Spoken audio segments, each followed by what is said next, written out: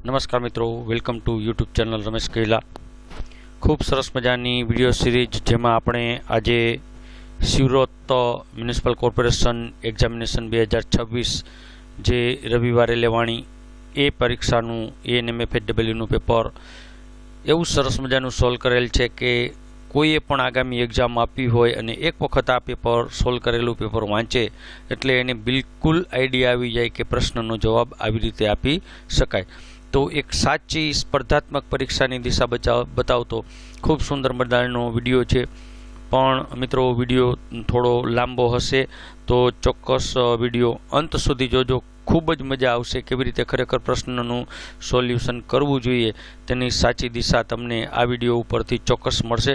તો ચાલો જોઈએ SMC એટલે કે Surat municipal corporation examination 2026 ANMFHW complete paper solution. પ્રશ્ન નંબર 1 હતો માહીબેનની LMP 3/7/2025 છે તો તેની EDD શું હોય? તો ઓપ્શન આપણે બહુ જોશું નહીં, વધારે એમાં સમય નહીં બગાડીએ, પણ 1-3-26, 2-6-26, 6-1-26 કે 10-4-26। તો આનો સાચો જવાબ આવે 10-4-26। તો કેવી રીતે સાચો જવાબ આવે એ આપણે જોવાનું ખાસ હોય। તો આ વિડીયોમાં મહત્વનો ભાગ એ છે કે આપણે કારણ સાથે વિડીયો જોશું। તો ડિલિવરીની અંદાજિત તારીખ EDD એટલે કે એસ્ટિમેટેડ ડેટ ઓફ ડિલિવરીની ગણતરી માટે જે તબીબી વિજ્ઞાન છે એમાં સામાન્ય રીતે નેગલ્સનો નિયમ કહેવાય, નેગલ્સ રૂલનો ઉપયોગ થાય। તો આપણે પ્રશ્નના જવાબ એવા આપણે લેશું કે જેનાથી આપણને બીજા પણ ઘણા બધા MCQ આવડી જાય। તો EDD એટલે એસ્ટિમેટેડ ડેટ ઓફ ડિલિવરી, કયા રૂલ્સ પ્રમાણે EDDની ગણતરી થાય? તો નેગલ્સના નિયમ મુજબ ગણતરી થાય। કેવી રીતે થાય? તો આ નિયમ મુજબ LMPમાં 9 મહિના એટલે કે 9 મહિના અને 7 દિવસ ઉમેરવામાં આવે। જો 3/7/2025 એટલે કે જુલાઈ 3માં 9 દિવસ આપણે 9 મહિના ઉમેરીએ તો 3/4/2026 થાય, તો 3 એપ્રિલ થઈ। એમાં 7 દિવસ ઉમેરીએ તો 7 ને 3 10 એટલે 10/4/2026। તો આ રીતે આપણને EDD મળી જાય અને અન્ય વિકલ્પો છે એ ગણતરીમાં ખોટા છે। તો આપણો જવાબ સાચો આવે 10-4-26। 2 કે વધુ વખત એબોર્શન થાય તો તેવા પ્રકારના એબોર્શનને શું કહેવાય? Inevitable abortion, septic abortion, habitual abortion કે ઇનકમ્પ્લીટ એબોર્શન? તો સાચો જવાબ અહીંયા આવે હેબિચ્યુઅલ એબોર્શન। કેમ હેબિચ્યુઅલ એબોર્શન આવે? જ્યારે કોઈ સ્ત્રીને વારંવાર સળંગ 2 કે તેથી વધુ વખત કસુવાવડ કે એબોર્શન થાય ત્યારે તબીબી ભાષામાં તેને હેબિચ્યુઅલ અથવા તો રીઅકરન્ટ મિસકેરેજ પણ કહેવાય, હેબિચ્યુઅલ એબોર્શન પણ કહેવાય। આ જગ્યાએ રીઅકરન્ટ મિસકેરેજ લખ્યું હોય તો પણ તે સાચું થાય। અન્ય વિકલ્પ કેમ ખોટા છે? તો ઇનએવિટેબલ એબોર્શનને શું કહેવાય?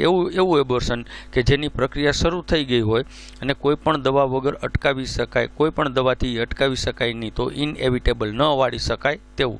સેપ્ટિક એબોર્શન એટલે ગર્ભાશયમાં ગંભીર ઇન્ફેક્શનની સાથે એબોર્શન હોય તો સેપ્ટિક કહેવાય। ઇનકમ્પ્લીટ એબોર્શન તો ઇનકમ્પ્લીટ એટલે એવું એબોર્શન કે જેમાં ગર્ભનો અમુક ભાગ બહાર આવી ગયો હોય પરંતુ કેટલોક ભાગ ગર્ભાશયની અંદર રહી ગયો હોય, તો આવાને કહેવાય ઇનકમ્પ્લીટ એબોર્શન। ગ્રેવિડા એટલે શું? સ્ત્રીએ કેટલી વખત એબોર્શન થયું, સ્ત્રીએ કેટલી વખત ગર્ભધાન કર્યું, કેટલા જીવિત બાળકોને જન્મ આપ્યો, કેટલાક બાળકોને જન્મ આપ્યો? તો સાચો અહીં અર્થ થાય ગ્રેવિડા એટલે સ્ત્રીએ કેટલી વખત ગર્ભાધાન કર્યું। તો આપણે એને ડિસ્ક્રિપ્શનમાં જોઈએ તો ઓબ્સ્ટેટ્રિક ગાયનેકમાં ગ્રેવિડાનો અર્થ થાય કે સ્ત્રી તેના જીવનકાળ દરમિયાન કુલ કેટલી વખત ગર્ભધારણ કર્યો છે, પ્રેગ્નન્ટ બની છે।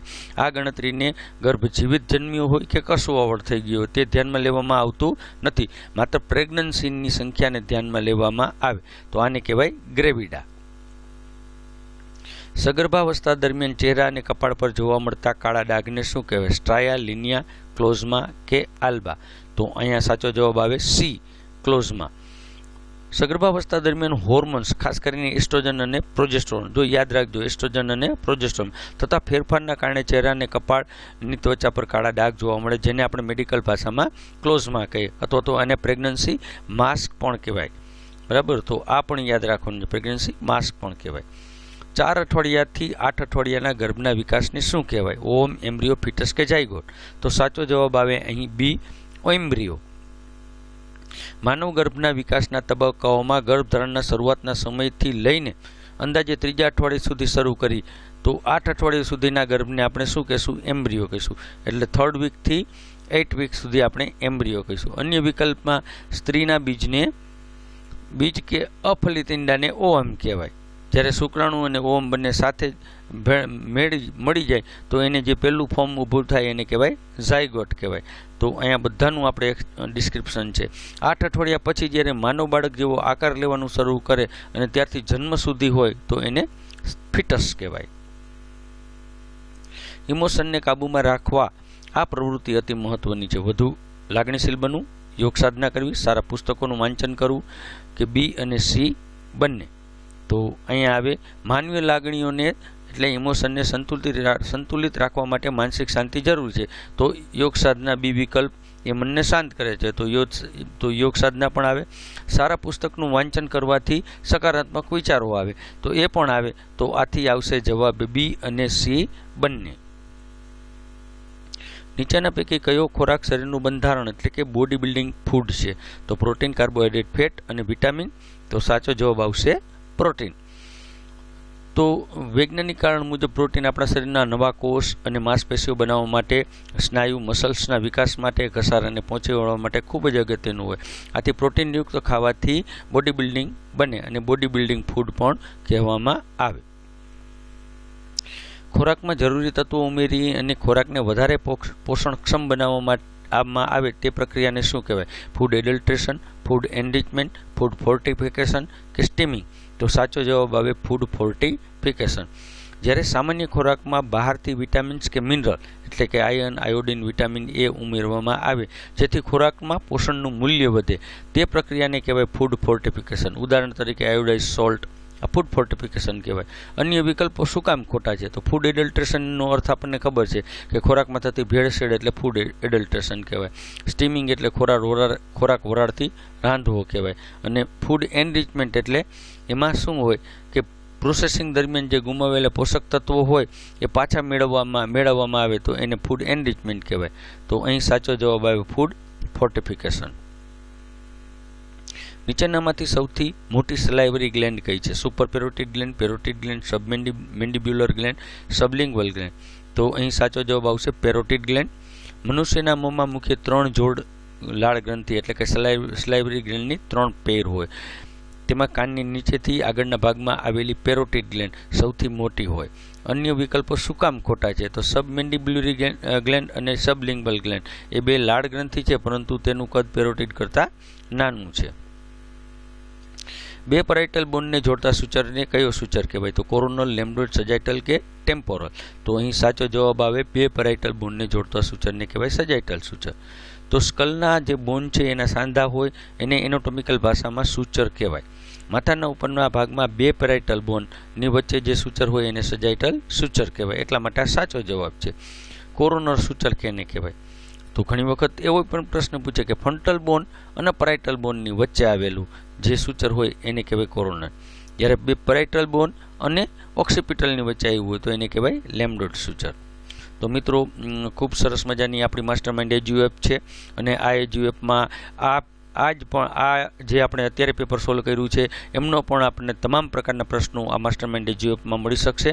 સાથે સાથે માસ્ટરમાઇન્ડ એજ્યુએપમાં તમે શું મેળવી શકો? તો એએનએમ, એમપીએચડબલ્યુ અને સ્ટાફ નર્સના તમામ સરકારી ભરતીના જૂના પેપર આમાંથી મળી રહેશે. જૂના પ્રશ્નો જે પ્રશ્નો છે એ બધા જ પ્રશ્નો ડિસ્ક્રિપ્શન સાથે, જેવી રીતે અત્યારે આપણે ડિસ્ક્રિપ્શન લખ્યું છે કે આ જવાબ સાચો છે, આ જવાબ ખોટો શા માટે, સાચો શા માટે, તો એના વિવરણ સાથેના તમામ જવાબો લખેલા છે. આ ચેનલ પર રોજ ઓનલાઈન ટેસ્ટ લેવામાં આવે અને આ 25 માર્કની ટેસ્ટ હોય જેનાથી આપણું આઈક્યુ લેવલ ખૂબ જ વધે છે અને યાદ રાખવાની આપણને એક મહત્ત્વની કળા છે. આ સાથે સાથે એએનએમ પાર્ટ 1 અને ANM 2, GNM first year, second year, third year Gujarat nursing કાઉન્સિલના પેપર સોલ્યુશન 2015થી 2026 સુધીના આપેલા છે. એવી રીતે બીએસસી, પીબીબીએસસી અને એમએસસીના પેપર સોલ્યુશન પણ યુનિવર્સિટીના આપેલા છે. આ એપ પરથી તમે બુક પણ ઓર્ડર કરી શકો છો. તો મિત્રો આ વિડીયોના અંતે લિંક આપેલી છે તો લિંકમાંથી ચોક્કસ આપ ડાઉનલોડ કરી શકશો અને કોઈ પણ પ્રશ્ન માટે તમે કોલ કરી શકો 9601409876 પર. ડુંગરાળ વિસ્તારમાં એક સબ સેન્ટર આશરે કેટલી વસ્તીને આવરી લે? 2000, 3000, 4000 કે 5000? તો સાચો જવાબ આવે 3000. ભારત સરકાર અને જાહેર આરોગ્ય માર્ગદર્શિકા એટલે કે પબ્લિક હેલ્થ ગાઈડ મુજબ, એટલે ભોર કમિટીએ જે આપ્યું છે તો એ મુજબ સામાન્ય અથવા તો મેદની વિસ્તારોમાં 5000ની વસ્તી હોય. મેદની એટલે વસ્તીવાળું 5000ની વસ્તી એક સબ સેન્ટર હોય.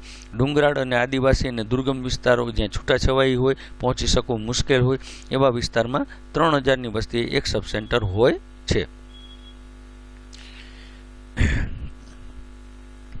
પ્રસૂતા માતાને પોસ્ટનેટલ પીરિયડમાં કુલ કેટલી વિઝિટ FHW દ્વારા કરવાની હોય? 8, 3, 9, 6? તો સાચો જવાબ આવે 6. આરોગ્ય વિભાગના હોમ બેઝ ન્યૂબોર્ન કેર એટલે કે HBNC યાદ રાખવું પડે full form, home base newborn care કાર્યક્રમ મુજબ જો માતાને ડિલિવરી હોસ્પિટલ કે સંસ્થાકીય જગ્યાએ થઈ હોય તો માતા અને બાળકની સંભાળ એટલે કે પોસ્ટનેટલ કેર માટે FHW અથવા આશા વર્કર દ્વારા કુલ 6 વખત ઘરે મુલાકાત હોમ વિઝિટ લેવાની હોય છે. આ મુલાકાતો સામાન્ય રીતે બાળકના જન્મના 3જા દિવસે, 7મા દિવસે, 14મા દિવસે, 21મા દિવસે અને 28 દિવસ અને છેલ્લે 42 દિવસે લેવામાં આવે છે. જો ડિલિવરી ઘરે થઈ હોય તો પહેલા દિવસે પણ મુલાકાત લેવાની હોય છે, જેથી 7 મુલાકાતો થાય છે. આ જગ્યાએ આપણને ડિલિવરી ઘરે બતાવે તો 7 મુલાકાત થાય, ડિલિવરી ઇન્સ્ટિટ્યૂટમાં બતાવે તો 6 મુલાકાત થાય. કયા પ્રકારની એક્ટિવિટીનો પ્રિવેન્ટિવ કેરમાં સમાવેશ થાય છે? એનિમિયામાં આયર્નની ગોળી આપવી, વિટામિનની ઉણપમાં વિટામિનની ગોળી આપવી, ઇમ્યુનાઇઝેશન આપવું કે ડાયરિયામાં ORS આપવું? તો સાચો જવાબ આવે જવાબ C, ઇમ્યુનાઇઝેશન આપવું. પ્રિવેન્ટિવ કેર એટલે ભવિષ્યમાં કોઈ રોગ કે બીમારી થતી અટકાવવા માટે અગાઉથી જ જે પગલાં લેવામાં આવે તો એને પ્રિવેન્ટિવ કેર કહેવાય. રસીકરણ એ બાળકો અને માતાના જીવલેણ રોગથી અટકાવે, તેથી એનો સમાવેશ થાય પ્રિવેન્ટિવ કેરમાં. અન્ય વિકલ્પો શું કામ ખોટા છે? જ્યારે કોઈ વ્યક્તિ પહેલેથી રોગ થયો હોય અને તેની દવા આપવામાં આવે તો એમાં એનિમિયામાં આયર્ન આપવું, વિટામિનની ઉણપમાં ગોળી આપવી કે ડાયરિયામાં ORS આપો, એને ક્યુરેટિવ કેર કહેવાય, પ્રિવેન્ટિવ કેર કહેવાય નહીં. હેપેટાઇટિસ બીના પ્રિવેન્શન માટે શું કરવું જોઈએ? તો ડિસ્પોઝેબલ સિરિંજનો ઉપયોગ કરવો, proper disposable of human excreta, food hygiene કે ફૂડ એડલ્ટ્રેશન?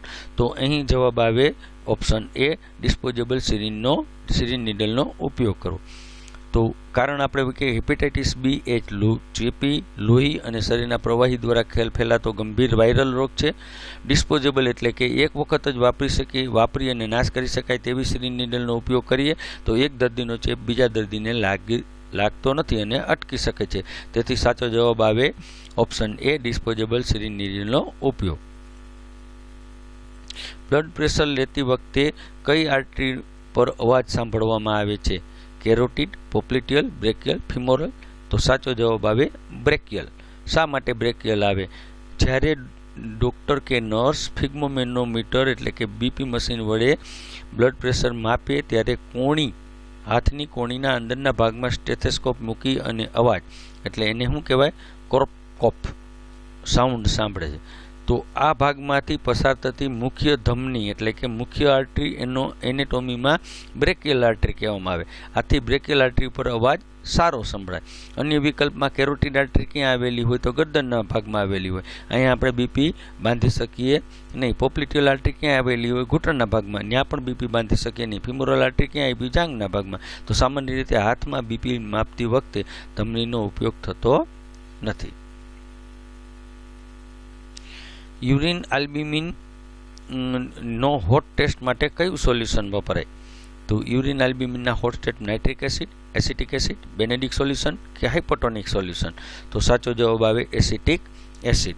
તો પેશાબમાં પ્રોટીનની હાજરી તપાસવા માટે હોટ ટેસ્ટ એટલે કે બોઇલિંગ ટેસ્ટ કરવામાં આવે. આ ટેસ્ટમાં પેશાબને શું કરવાનું? યુરિનને ટેસ્ટ ટ્યુબમાં ગરમ કર્યા પછી તેમાં ડોળાશ આવે અને તેમાં 2 થી 3 ટીપા એસિટિક એસિડ ઉમેરવામાં આવે. જો ડોળાશ ફોસ્ફેટના કારણે હશે તો એસિડ નાખતા ગાયબ થઈ જશે, પણ જો પ્રોટીનના કારણે હશે તો ડોળાશ જળવાઈ રહેશે. તો આપણને ખબર પડે કે યુરિનમાં પ્રોટીન છે કે નહીં. કયા પ્રકારના રેડિયેશન દ્વારા સાધનોને જંતુમુક્ત કરવામાં આવે છે? બીટા, આલ્ફા, એક્સ-રે કે ગામા રેડિયેશન? તો સાચો જવાબ આવે ડી, ગામા રેડિયેશન. હોસ્પિટલમાં વપરાતા ડિસ્પોઝેબલ સાધનો જેમ કે પ્લાસ્ટિક સિરિંજ, ગ્લાઉઝ, આઈવી સેટ આ પેકિંગ કર્યા પછી જંતુમુક્ત કરવા માટે કોલ્ડ સ્ટરીલાઇઝેશનની પ્રક્રિયા વપરાય, એટલે આને કોલ્ડ સ્ટરીલાઇઝેશન કહેવાય. આના માટે ગામા કિરણો સૌથી વધુ ઉપયોગ થાય, કારણ કે તે શું કરે, ઘૂસણ ક્ષમતા એટલે પેનિટ્રેશન પાવર એનો વધારે હોય અને ખૂબ ઊંચી તીવ્રતા હોય પેનિટ્રેશનની, એટલે બેક્ટેરિયા અને વાયરસના ડીએનએનો એ નાશ કરે. એટલા માટે ગામા રેડિયેશન જવાબ આવે. વંશને દૂર આપવામાં આવતા એનિમાને શું કહેવાય? ઇવાક્યુએટ enema, એન્થેલ્મેટિક enema, shop water enema, કાર્મિનેટિવ enema? તો સાચો જવાબ આવે એન્થેલ્મેટિક એનિમા. તો આપણે સાયન્સની અને હેલ્થને સાયન્સની વાત કરીએ તો જે ઇન્ટેસ્ટાઇનમાં કૃમિ, કર્મિયા, વર્મ હોય તો એનો નાશ કરવા માટેની દવાને કેવી કહેવાય?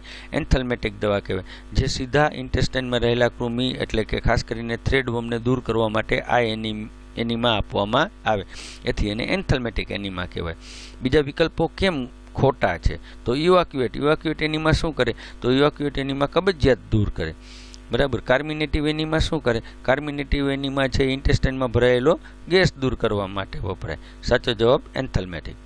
લેપ્રેસીના દર્દીને એમડીટી સારવારમાં કઈ દવા આપવામાં આવે? ડેપ્સોન, આલ્બેન્ડાઝોલ, વિટામિન એ કે એટિનોલોલ? તો સાચો જવાબ આવે ડેપ્સોન. લેપ્રસીની વિશ્વ આરોગ્ય સંસ્થા એટલે કે WHO દ્વારા માન્ય સારવાર પદ્ધતિને MDT એટલે કે મલ્ટી ડ્રગ થેરાપી કહેવાય. આ થેરાપીમાં મુખ્ય 3 દવાનો સમૂહ હોય, જેમાં રિફામ્પિસિન, ડેપ્સોન અને ક્લોફાઝીમાઇન. તો આ 3માં ડેપ્સોન છે એ સાચો વિકલ્પ છે. રોટાવાયરસની વેક્સિન કયા રૂટ દ્વારા આપવામાં આવે? ઇન્ટ્રાડર્મલ, ઇન્ટ્રામસ્ક્યુલર, મોવાટે કે સબક્યુટેનિયસ? તો અહીં સાચો જવાબ આવે રોટાવાયરસ છે તો ઓરલી, મો વડે. રોટાવાયરસ નાના બાળકોમાં ગંભીર અને જીવલેણ ડાયરિયાનું કારણ બને છે. આ વાયરસની સામે રક્ષણ આપતી રોટાવાયરસ રસી ઇન્જેક્શન દ્વારા આપવામાં આવતી નથી, પરંતુ બાળકના મોં વાટે ઓરલ આપવામાં આવે છે. સામાન્ય રીતે કેટલી હોય? તો 5. એ કમ્પ્લીટ જ એનો ડોઝ જ હોય, ટ્યુબ જ આવે. તો મિત્રો આપણે ફરીને કહી છે કે માસ્ટરમાઇન્ડ એજ્યુ એપ પર આપણને તમામ પ્રકારની માહિતી મળી શકશે. આ જ પેપરનું સોલ્યુશન માસ્ટરમાઇન્ડ એજ્યુ એપમાં પણ આપને મળશે. આ સિવાય સરકારી ભરતી માટેના જુદા જુદા અસંખ્ય ઘણા બધા પેપરોનું સોલ્યુશન એમાં આપેલું છે. દરરોજ ઓનલાઈન ટેસ્ટ લેવામાં આવે છે. ખાસ કરીને ANM, GNM માટે પેપર સોલ્યુશન પણ અવેલેબલ છે. PBBS, CBSE અને MSCના પેપર સોલ્યુશન પણ અવેલેબલ છે. આપ બુક પણ ઓર્ડર કરી શકો છો. તો આજે જ ડાઉનલોડ કરો પ્લે સ્ટોરમાં જઈ માસ્ટરમાઇન્ડ એજ્યુ app.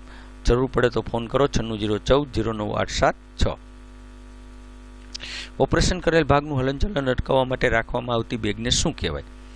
Sponge bag, send bag, water bag કે યુરો બેગ? તો સાચો જવાબ આવે સેન્ડ બેગ. શું કામ સેન્ડ બેગ આવે? તો મેડિકલ અને નર્સિંગ પ્રેક્ટિસમાં ઓપરેશન કે હાડકાના ફ્રેક્ચર પછી શરીરના ચોક્કસ ભાગને એકદમ સ્થિર એટલે કે ઇમોબિલાઇઝેશન કરવા માટે વજનદાર સેન્ડ બેગ એટલે કે રેતી ભરેલી થેલીનો ઉપયોગ કરવામાં આવે.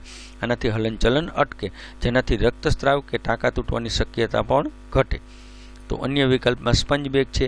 તો સામાન્ય રીતે શેના માટે વપરાય? તો સ્પંજ બેગ છે સ્પંજ બાથ કરવા માટે વપરાય, પ્રવાહી લોહીને શોષવા માટે પણ વપરાય, શરીરના બીજા ભાગને ગરમ કરવા માટે હોય તો હોટ વોટર બેગ વપરાય, યુરો બેગ હોય તો દર્દીના યુરિનને કલેક્ટ કરવા માટે કેથેટર હારે જોડે તો એને યુરો બેગ કહેવાય.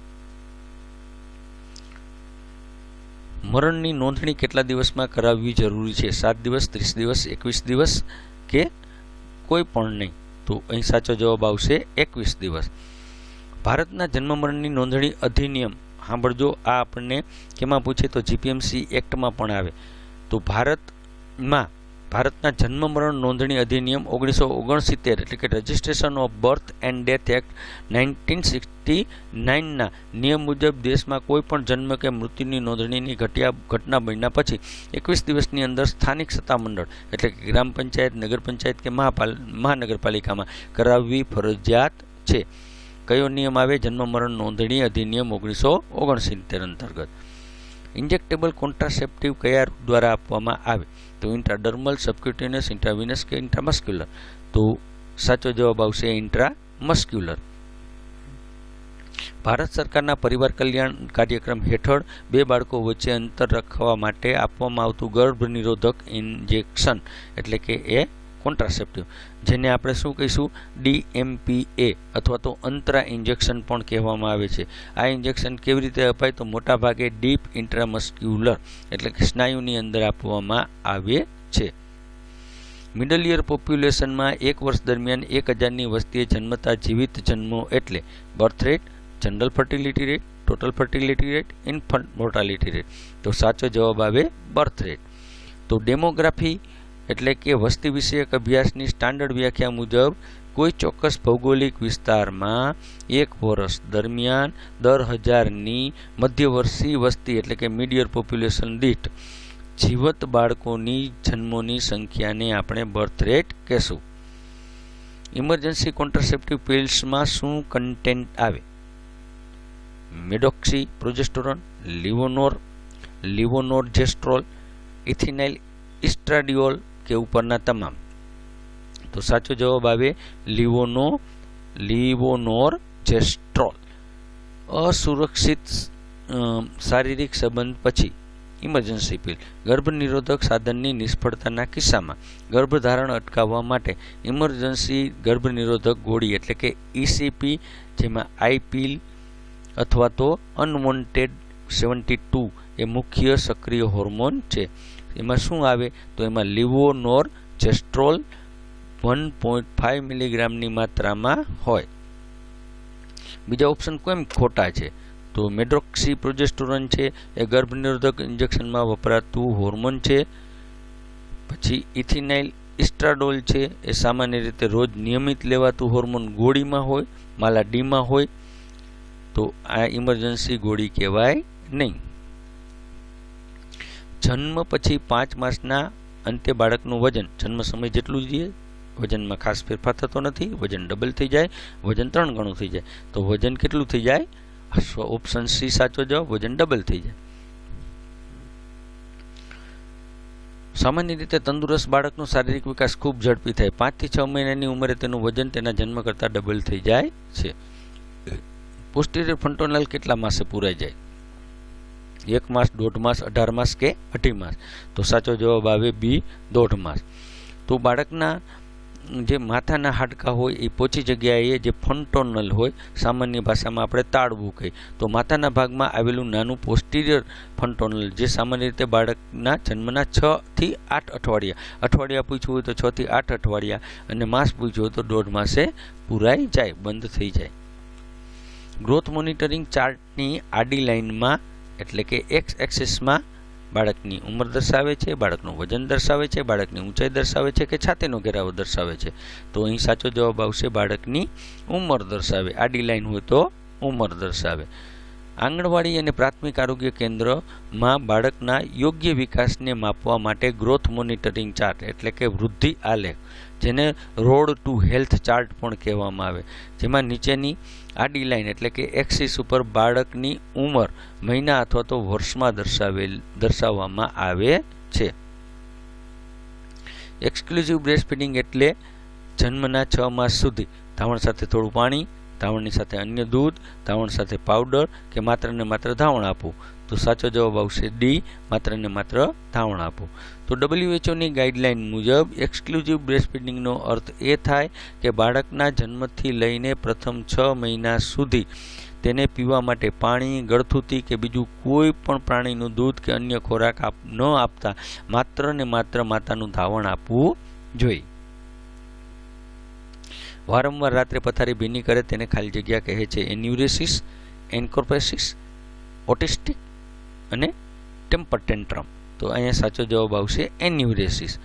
તો મેડિકલ ભાષામાં જ્યારે આપણે વાત કરીએ તો જ્યારે બાળક 5 વર્ષની ઉંમર કે પછી જ્યારે તેને પેશાબ પર કંટ્રોલ હોવો જોઈએ તે ઉંમરે વારંવાર રાત્રે ઊંઘમાં અજાણતા પથારીમાં પેશાબ કરી દે એટલે કે બેડ વેઇટિંગ કરે તો એને એન્યુરેસિસ કહેવાય. ખાસ કરીને એને કેવું કહેવાય? તો નોક્ચ્યુરલ એન્યુરેસિસ, રાતના સમયે પથારી ભીની કરવી. એન્કોર્પેસિસ એટલે શું કહેવાય? તો અજાણતા કે જાણી જોઈ અને કપડામાં મળનો ત્યાગ કરે તો એને એન્કોર્પેસિસ. ઓસ્ટિક કેને કહેવાય? તો મગજનો વિકાસને લગતી બીમારી હોય તો ઓસ્ટિક કહેવાય અને બાળકના વ્યવહાર અને અનુભવમાં મુશ્કેલી પડે. ટેમ્પર ટેન્ટ્રમ કેને કહેવાય? તો બાળક એકદમ ગુસ્સો કરે, જીદ કરે અને આક્રમક વલણ કરે તો એને કહેવાય ટેમ્પર ટેન્ટ્રમ. તો અહીં સાચો જવાબ આવશે એન્યુરેસિસ. તો મિત્રો એજી માસ્ટરમાઇન્ડ એજીઓએફ વિશે આપણે જણાવી દીધું આગળ. માસ્ટરમાઇન્ડ એજીઓએફ ખૂબ સરસ મજાની એજીઓએફ છે. એએનએમ, MPHW અને સ્ટાફ નર્સના જૂના પેપર ખૂબ સરસ મજાના સોલ્વ કરેલા છે. તમામ અત્યાર સુધીની પરીક્ષાના જૂના પ્રશ્નો, પૂછાયેલા પ્રશ્નો, જેમાંથી જ પ્રશ્નો રિપીટ થતા હોય એવા તમામ પ્રશ્નોને આવરી લીધા છે. આ એજીઓએફમાં દરરોજ ટેસ્ટ લેવામાં આવે છે. ખાસ કરીને ગુજરાત નર્સિંગ કાઉન્સિલના ANM first year second year, GNM first year second year third યરના પેપર સોલ્યુશન જે 2015થી શરૂ કરી 2025 સુધીના મૂકેલ છે. કોઈપણ સ્ટુડન્ટને આ પેપર સોલ્યુશન વાંચે 100% રિઝલ્ટ લઈ આવી આપે. બુક્સ ઓર્ડર પણ અહીંથી કરી શકો. તો ચાલો અત્યારે જ ડાઉનલોડ કરીએ, પ્લે સ્ટોરમાં જઈ અને માસ્ટરમાઇન્ડ એજ્યુ એપ. જરૂર પડે તો 9614 096 પર ફોન કરી શકો છો. મિઝલ્સ વેક્સિનનો સંગ્રહ કેટલા તાપમાને કરવામાં આવ્યો? -20, -2, -8, 2 to 8 સેન્ટીગ્રેડ. તો સાચો જવાબ આવે 2 to 8 સેન્ટીગ્રેડ. તો મિત્રો ઓરીની રસી એટલે કે મિઝલ્સ વેક્સિન એ જીવંત વેક્સિન છે. તેને બગડતી અટકાવવા માટે અને એની અસરકારકતા એટલે ગુણવત્તા જાળવવા માટે કોલ્ડ ચેન ખૂબ જ જરૂરી છે. તો આ રસીને ILRમાં રાખવાની હોય અને 2 થી 8 સેન્ટીગ્રેડ તાપમાને એને સ્ટોર કરવાની હોય. થેલેસેમિયા એ કાર્ડિયક ડિસઓર્ડર છે, રેસ્પિરેટરી ડિસઓર્ડર છે, હિમોલાઇટિક ડિસઓર્ડર છે કે એન્ડોક્રાઇન ડિસઓર્ડર છે? તો થેલેસેમિયાને કેવો કહેવાય? Option C, haemolytic disorder. Thalassaemia એ વારસાગત રીતે મળતો લોહીનો રોગ છે. આ બીમારીમાં શરીરમાં યોગ્ય રીતે હિમોગ્લોબિન બની શકતું નથી. ખાસ કરીને RBC ખૂબ જલ્દીથી તૂટીને નાશ પામે છે, એટલે કે મેડિકલ ભાષામાં એને હિમોલાઇસિસ આપણે કહીએ. તો આ એક હિમોલાઇટિક ડિસઓર્ડર છે. ન્યૂબોર્ન બેબીમાં ફિઝિયોલોજિકલ જોન્ડિસ સામાન્ય રીતે ક્યારે જોવા મળે? બીજા અઠવાડિયાના અંતે, બીજા જ દિવસે, પહેલા અઠવાડિયાના અંતે કે 10 દિવસ પછી? સાચો જવાબ આવે બીજા જ દિવસે. તો નવજાત શિશુમાં જોવા મળતા સામાન્ય કમળો જેને આપણે ફિઝિયોલોજિકલ જોન્ડિસ કહેવાય, તો તે જન્મના તરત એટલે કે પહેલા 24 કલાકમાં જ ક્યારેક દેખાતો નથી અને સામાન્ય રીતે જન્મ પછી બીજા કે ત્રીજા દિવસે એટલે 24 થી 72 કલાકમાં દેખાવાનું શરૂ થાય. તે 1 થી 2 અઠવાડિયા રહે અને જાતે જ ગાયબ થઈ જાય. IMNCIની ટ્રીટમેન્ટ ગાઈડલાઇનમાં કયા કલરનો સમાવેશ થતો નથી? હંમેશા પ્રશ્ન પૂરો વાંચી અને પછી જવાબ આપવાનો. સમાવેશ થતો નથી. લાલ, પીળો, લીલો, ગુલાબી. તો ઓફકોર્સ લાલ, પીળો, લીલો હોય, ગુલાબી કલરનો સમાવેશ થતો નથી. તો IMNCI એટલે એનું ફૂલ ફોર્મ થાય integrated management of neonatal and childhood illness. એની ગાઈડલાઇનમાં બાળકની બીમારીની ગંભીરતા મુજબ સારવાર નક્કી કરવા માટે 3 કલર કોડ આપેલા હોય. રેડ તો ગંભીર બીમારી, તાત્કાલિક હોસ્પિટલમાં રિફર કરો. પીળો તો સામાન્ય બીમારી, સ્થાનિક સ્તરે દવા આપો. લીલો તો કોઈ બીમારી નથી, માતા એને ઘરે જ સંભાળ લેવાની સલાહ આપો. ગુલાબી કલર આવે નહીં. ઇન્ફન્ટ એટલે જન્મથી 6 માસની ઉંમર, 1 માસથી 1 વર્ષની ઉંમર, 1 વર્ષથી 3 વર્ષની ઉંમર, જન્મથી 1 માસની ઉંમર. તો અહીં સાચો જવાબ આવે 1 માસથી 1 વર્ષની ઉંમર. તો આપણને ખ્યાલ છે કે જન્મથી 28 દિવસ હોય એટલે કે 1 માસનું બાળક હોય તો એને નિયોનેટલ એટલે કે નવજાત શિશુ કહેવાય. 1 મહિનાથી શરૂ કરીને 1 વર્ષની ઉંમર હોય તો એને ઇન્ફન્ટ કહેવાય. ન્યુટ્રિશન રિહેબિલિટેશન સેન્ટર કયા પ્રકારના બાળકો માટે હોય? સ્વસ્થ બાળકો માટે, બીમાર બાળકો માટે, માલ નરિશમેન્ટવાળા બાળકો માટે કે બ્રીધિંગ પ્રોબ્લેમવાળા બાળકો માટે? તો અહીં સાચો જવાબ આવશે સી, માલ નરિશમેન્ટવાળા બાળકો માટે. ન્યુટ્રિશન રિહેબિલિટેશન સેન્ટર એટલે કે NRC એ સરકાર દ્વારા ખાસ કરીને કુપોષિત એટલે કે સિવિયર એક્યુટ માલ સામ કહેવાય. સિવિયર એક્યુટ માલ ન્યુટ્રિશન અથવા તો માલ નરિશમેન્ટવાળા બાળકની સારવાર અને એના પોષણના સ્તરમાં સુધારો થાય એના માટે આ કેન્દ્ર હોય. આમાં ખાસ કરીને ડાયટની આપી અને સ્વસ્થ કરવામાં આવે. પેન્ટાવેલેન્ટ વેક્સિનનો ડોઝ કેટલો હોય? 0.1 ml, 0.01 ml, 0.5 ml, 0.5 ml. તો સાચો જવાબ આવે 0.5 ml. પેન્ટાવેલેન્ટની રસી 5 ગંભીર રોગ સામે રક્ષણ આપે: ડિપ્થેરિયા, પર્ટુસિસ, ટીટેનસ, હેપેટાઇટિસ B અને હિમોફિલસ ઇન્ફ્લુએન્ઝા. તો આ પણ યાદ રાખવાનું છે, આગળ જતા આ પ્રશ્ન પણ આવશે. 5 ગંભીર રોગ સામે રક્ષણ આપે: ડિપ્થેરિયા, પર્ટુસિસ, ટીટેનસ, હેપેટાઇટિસ B અને હિમોફિલસ ઇન્ફ્લુએન્ઝા. તો આ પણ યાદ રાખવાનું છે, આગળ જતા આ પ્રશ્ન પણ આવશે. રાષ્ટ્રીય રસીકરણ પત્રક મુજબ આ રસીનો પ્રમાણભૂત ડોઝ છે એ 0.5 ml છે, જે બાળકના સાથળના સ્નાયુ એટલે કે ઇન્ટ્રામસ્ક્યુલર ક્વાડ્રિસેપ્સ મસલ્સમાં આપવામાં આવે. બીજા વિકલ્પ કેમ ખોટા છે? તો 0.1 ml કેનું હોય? તો BCG નો હોય. અને BCG નો ઘણી વખત કેટલો ડોઝ આપવામાં આવે? સામાન્ય રીતે 0.05 ml પણ આપવાનો. પેન્ટાવેલેન્ટનો સાચો ડોઝ માટે સાચા ડોઝ નથી. BCG છે એ 1 મહિનાના શિશુને 1 મહિના સુધી હોય તો 0.05 ml અપાય અને પછી અપાય 0.1 ml. નવજાત શિશુના રિસસિટેશનમાં ચેસ્ટ કમ્પ્રેશન અને વેન્ટિલેશનનો રેશિયો કેટલો હોય? શું હોય? 3:1, 5:1, 4:1, 2:1. તો હોય કેટલો? સાચો જવાબ આવે ઓપ્શન એ 3:1. જ્યારે જન્મ સમયે બાળક રડતું ન હોય, શ્વાસ લેતું ન હોય, તેને બચાવવા માટે નિયોનેટલ રિસસિટેશન કરવામાં આવે છે. આ પ્રક્રિયા જો શિશુના હૃદયના ધબકારા ખૂબ ઓછા હોય તો છાતી દબાવવામાં આવે એટલે કે ચેસ્ટ કમ્પ્રેશન પણ સાથે આપવામાં આવે. શ્વાસ આપવાની એટલે કે વેન્ટિલેશનની પ્રક્રિયાનો રેશિયો 3:1 રાખવામાં આવે. એટલે શ્વાસ આપવાનો 3 વખત, 1 વખત ચેસ્ટ કમ્પ્રેસર આપવાનું. આને કહેવાય એટલે કે 3 વખત છાતી દબાવવાની, 1 વખત શ્વાસ આપવાનો. બરાબર? તો એને કહેવાય 3:1. 1 મિનિટમાં 90 કમ્પ્રેશન અને 30 શ્વાસોશ્વાસ થાય. યાદ રાખજો, આ રીતે રેશિયો આવે. બરાબર? તો 1 વખત શ્વાસ આપવાનો, 3 વખત છાતી દબાવવાની. બરાબર? 1 મિનિટમાં 90 કમ્પ્રેશન થશે અને 30 શ્વાસોશ્વાસ થશે. વૂપિંગ કપ બીજા કયા નામથી ઓળખાય? Mums, પર્ટુસિસ, diphtheria, rubella. તો વૂપિંગ કપ છે એ વૂપિંગ કપ આપણને ખબર છે, જેને ગુજરાતીમાં કાળી ખાંસી પણ કહેવાય, પર્ટુસિસ પણ કહેવાય. બરાબર? કેનેથી થાય? તો બારડોટેલા પર્ટુસિસ નામના ઓર્ગેનિઝમથી, બેક્ટેરિયાથી થતો શ્વસન તંત્રનો રોગ છે, તો પર્ટુસિસ કહેવાય. અન્ય જવાબ ખોટા કેમ છે? મમ્સ એટલે ગાલ પચુડિયું કહેવાય, ડિપ્થેરિયા એટલે ગળું આવવું કહેવાય, ખૂણાક એને કહેવાય, જે કોરની બેક્ટેરિયમ ડિપ્થેરીથી થાય, અને રૂબેલા એટલે જર્મન મિઝલ્સ કહેવાય. વૃદ્ધિ એટલે શું? તો વર્તનમાં સુધારો થવો, કૌશલ્યમાં સુધારો થવો, વજન અને ઊંચાઈમાં વધારો થવો, ઉપરના પૈકી એક પણ નહીં. તો આમાં આવશે સાચો જવાબ વજન અને ઊંચાઈમાં વધારો થવો, વૃદ્ધિને. તો બાળરોગ અને જીવવિજ્ઞાનમાં વૃદ્ધિ એટલે કે ગ્રોથ એ ભૌતિક અને શારીરિક ફેરફાર છે, જેને આપણે માપી શકીએ. તો બાળકનું વજન અને ઊંચાઈ માપી શકાય, બાળકના કૌશલ્યમાં વધારો થયો એનું મેજરમેન્ટ કરી શકાય નહીં. યુટ્રસમાં થતા ફીટસના હલનચલન જે માતા અનુભવી શકે તેને પ્રિકલિંગ, કાઉલિંગ, સફલિંગ કે ક્વિકનિંગ? તો સાચો જવાબ આવે ક્વિકનિંગ.